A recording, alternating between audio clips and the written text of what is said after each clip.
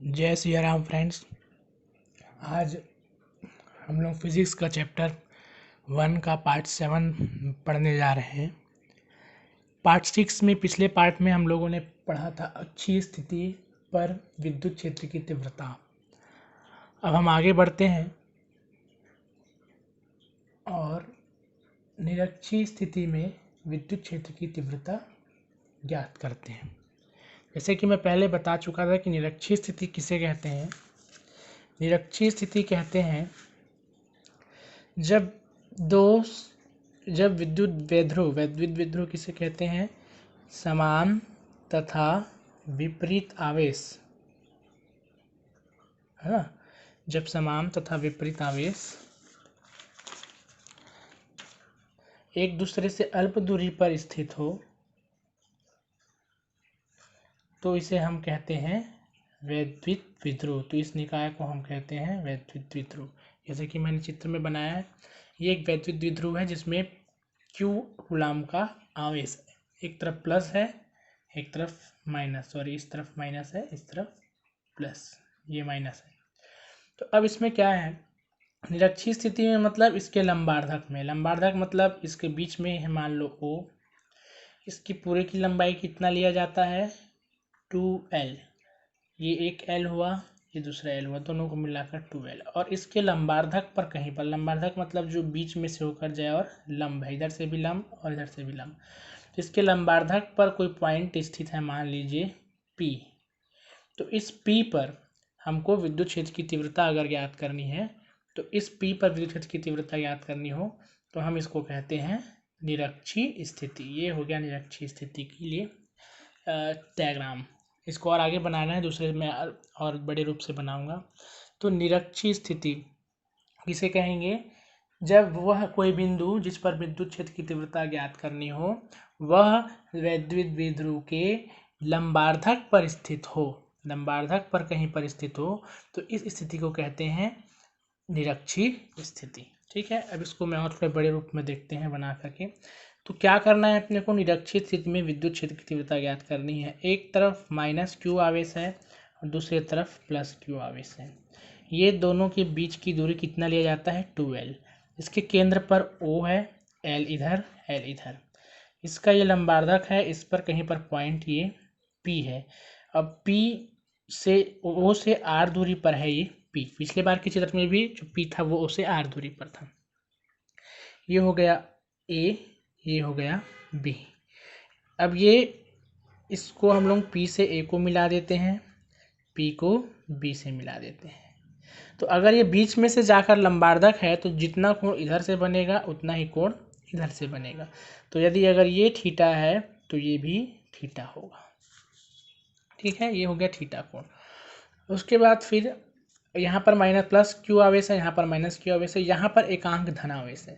तो ये धनावेश और धनावेश के कारण इसमें क्या होगा, प्रतिकर्षण होगा, यानी कि ये इसको दूर ले जाने का प्रयास करेगा, है ना। और यहाँ पर आकर्षण है तो ये इसको इधर ले जाने का प्रयास करेगा। ठीक है, इस +Q के कारण ये यहाँ पर एकांक धनावेश है, तो +Q के कारण यहाँ पे धन, और धन के कारण क्या होगा, प्रतिकर्षण, तो ये इसको दूर ले जाएगा। और यहाँ पर माइनस है तो ये इसको पास ले जाएगा। तो ये इस तरीके से बल लगेगा।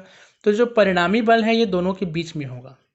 ये जो कोण बन रहा है ये कोण बहिष्ठ कोण है। बहिष्ठ कोण ये दोनों के योग के बराबर होगा, यानी थीटा + थीटा। ये कोण कितना होगा 2 थीटा।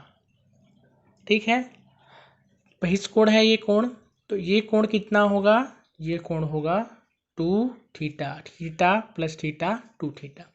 जो इसका परिणामी होगा, क्योंकि बल बराबर लगेगा। बल बराबर क्यों लगेगा, क्योंकि ये Q कूलाम है और इससे दूरी इतनी है, ये भी Q कूलाम है, उससे भी दूरी उतनी ही होगी, क्योंकि ये बीच में है, लंबार्धक में है। तो जितना ये BP होगा उतना ही AP होगा, यानी कि +Q से और -Q से दोनों से बराबर दूरी पर है ये धनावेश, तो दोनों पर लगने वाला बल क्या होगा, बराबर होगा। तो +Q के कारण मान लो लग रहा है E1 और -Q के कारण लग रहा है मान लो E2, तो जो परिणामी होगा वो इसके बीच में होगा E। तो परिणामी जो नेट बल लग रहा है वो नेट बल कितना है, ई, यही ई हमको निकालना है, विद्युत क्षेत्र की तीव्रता, प्लस क्यू के कारण E1 माइनस क्यू के कारण E2, और जो परिणामी होगा वो दोनों के बीच में होगा, यानी कितने कोण पर होगा, थीटा कोण पर, थीटा और थीटा 2 थीटा। ठीक है, तो अब E1 कितना होगा, E1 प्लस क्यू के कारण है, तो यहाँ पर लिख सकते हैं प्लस क्यू के कारण विद्युत क्षेत्र की तीव्रता, प्लस क्यू के कारण विद्युत क्षेत्र की तीव्रता क्या होगा, E1 is equal to formula से 1/4πε0 और Q अपॉन बीच की दूरी कितनी है यहाँ पर, प्लस क्यू की AP, तो AP का वर्ग। ठीक है, ये हो जाएगा। और वैसे ही E2 क्या होगा, 1/4πε0 Q अपॉन, इसमें बीच की दूरी क्या है, BP, तो होगा BP का वर्ग। तो ये हो गया समीकरण 1, समीकरण 2। अब इसको हम लोग जोड़ेंगे तो किस प्रकार से जोड़ेंगे, E1 और E2 तो बराबर है, तो E इज इक्वल टू हो जाएगा 2E1, E1 और E2 बराबर है, तो E1 प्लस E2 करोगे तो 2E1 लिख सकते हैं इसको। और 2E1 बस नहीं, कितने का कोण बन रहा है इससे, थीटा कोण बन रहा है, तो यहाँ पर एक्स और आ जाएगा कॉस थीटा। ठीक है, क्योंकि थीटा कोण बन रहा है तो परिणामी जब निकालेंगे तो सिर्फ जोड़ेंगे नहीं, क्योंकि दोनों इसके जो परिणामी है इन दोनों को जोड़ने से नहीं आ रहा है, इन दोनों के मध्य में आ रहा है, कितने कोण पर, थीटा कोण पर, तो यहाँ पर जो निकलेगा वो क्या होगा, कॉस थीटा। कॉस थीटा निकालेंगे तो उसके बाद फिर ये जो है इसका परिणाम आ जाएगा 2E1 कॉस थीटा। ठीक है, अब देखिए E1 का मान रख देते हैं 1/4πε0, E1 क्या है, Q अपॉन AP का स्क्वायर, ये P है, AP का स्क्वायर और इंटू कॉस थीटा। अब लगाते हैं यहाँ पर इस चित्र में, देखते हुए ध्यान से देखिए, इस चित्र है, अब यहाँ पर लगाते हैं AP का वर्ग, ये है AP का वर्ग, यहाँ से यहाँ तक की दूरी कितनी है, R है, और यहाँ से यहाँ तक की दूरी कितनी है, L, ये आधार है, ये लंब है और ये कर्ण है, तो कर्ण निकालना है, तो कर्ण का वर्ग AP का वर्ग बराबर, यहाँ पर देखिए AP का वर्ग बराबर क्या हो जाएगा,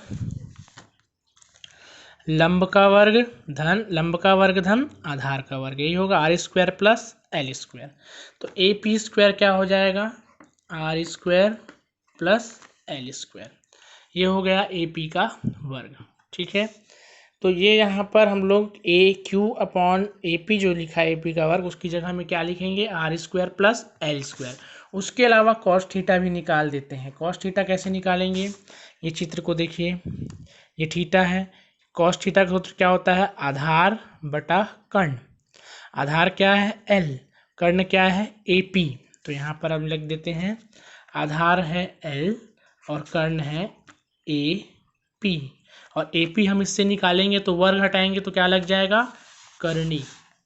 तो अब हम कॉस थीटा को क्या लिख सकते हैं, is equal to L upon कर्णी R का वर्ग प्लस L का स्क्वायर, अंडर रूट लग जाएगा, इस AP का वर्ग में से अगर वर्ग हटाएंगे तो AP आ जाएगा और लग जाएगा क्या इसमें, रूट कर्णी, तो L upon AP, cos theta का मान L अपॉन AP यानी L अपॉन कर्णी R square plus L square और AP का वर्ग।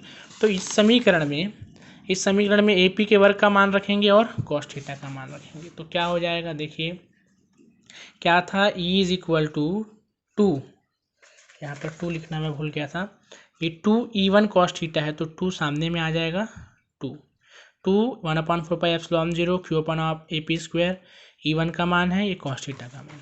अब इसमें हम लोग मान रखते हैं तो 2 हो गया, यहाँ पर 2 इंटू 1/4πε0 Q अपॉन AP का वर्ग क्या है, R square plus L square और इंटू कॉस थीटा का मान क्या आया है, L upon under root R square plus L square. ठीक है, अब ये हो जाएगा 1/4πε0, 2 को पीछे ले आते हैं यानी कि क्या हो जाएगा 2Q, ये L दिख रहा है इंटू L, और इसका गुणा होगा। तो कैसे गुणा होगा, R² प्लस L² है, पूरे की घात क्या है 1, ये क्या है करनी है, करनी मतलब घात क्या है 1/2, तो पूरे की घात 1/2।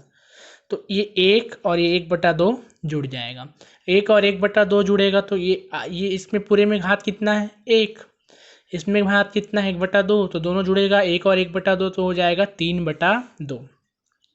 तो 1/4 pi epsilon 0 2Q into L, याद कीजिए क्या होता है 2Q इंटू 2L लिख सकते हैं इसको, पहले लिख देते हैं Q इंटू 2L, और यहाँ पर जब जुड़ जाएगा घात तो क्या हो जाएगा R का वर्ग L का वर्ग पूरे की घात 3/2, ये 1 और 1/2 जुड़ जाएगा, और दोनों में वर्ग लगा है R वर्ग प्लस L वर्ग।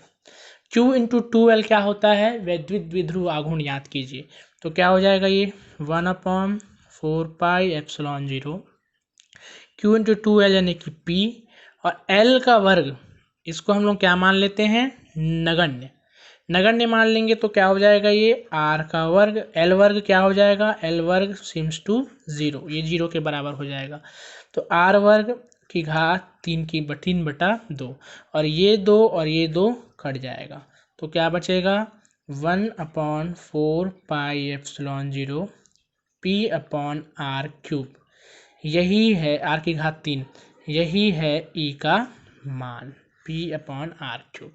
ठीक है, तो ये वाला जो डेरिवेशन है ये उससे थोड़ा छोटा है। ठीक, ये हो गया अपना वाला डेरिवेशन कंप्लीट। फिर से एक बार हल्का सा बता देता हूँ क्या है, ये चित्र है, चित्र को कैसे बनाना है ये देख लीजिएगा, दोनों के बीच में से लंबार्धक है, लंबार्धक में कोई पॉइंट P है, और यहाँ पर से ये उसका प्लस Q के कारण E1 माइनस Q के कारण E2, लेकिन दोनों बराबर होगा और परिणामी बीच में होगा।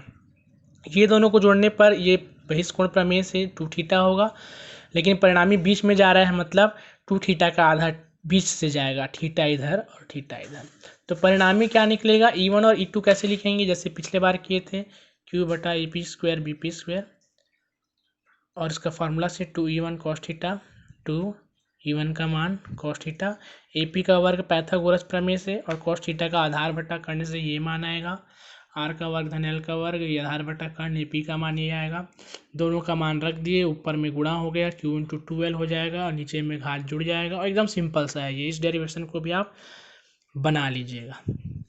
ठीक है, बहुत मेहनत लगता है वीडियो बनाने में, पूरा पसीना पसीना हो गया मैं, और अगर इस तरीके से आगे बढ़ने की कोशिश करेंगे तो बहुत समय लग जाएगा कोर्स पूरा करने में, क्योंकि जो है एक दिन में मैं 2 से ज़्यादा वीडियो, 1 से ज़्यादा वीडियो वैसे भी नहीं डाल सकता, क्योंकि डाटा बहुत ज़्यादा लगता है। एक वीडियो जो है वो अभी ये वाला वीडियो 13 मिनट जो हुआ है, और आगे 1 मिनट करके ये कम से कम 800 MB का बनेगा। इसको मैं कंप्रेस करता हूँ 600-700 MB तक, उसके बाद इसको अपलोड करता हूँ 2 घंटे से 1.5 से 2 घंटे तो अपलोड करने में लग जाता है। तो इस कारण से अगर मैं वीडियो ज़्यादा से ज़्यादा वीडियो बनाया नहीं जा सकता कम समय में, समय और डाटा बहुत ज़्यादा लग जाता है, और ना आपका कोर्स समय में कंप्लीट हो पाएगा। इसलिए हम लोग कोशिश करेंगे कि अगर 18 तारीख के बाद सब चीज़ ठीक रहा तो कोर्स जो है, क्लास जो है वो यहाँ पर जल्द से जल्द चालू हो जाए, ताकि जल्दी से जल्दी कोर्स कंप्लीट हो, कोर्स आगे बढ़े और आपकी 12वीं की तैयारी अच्छी तरीके से हो जाए। तब तक के लिए जो भी थोड़ा बहुत हो पा रहा है मैं अपने तरफ से करने की कोशिश कर रहा हूँ, आप लोग भी कीजिए, नोट्स को बनाइए और काम कीजिए। ठीक है, थैंक यू, जय सिया राम।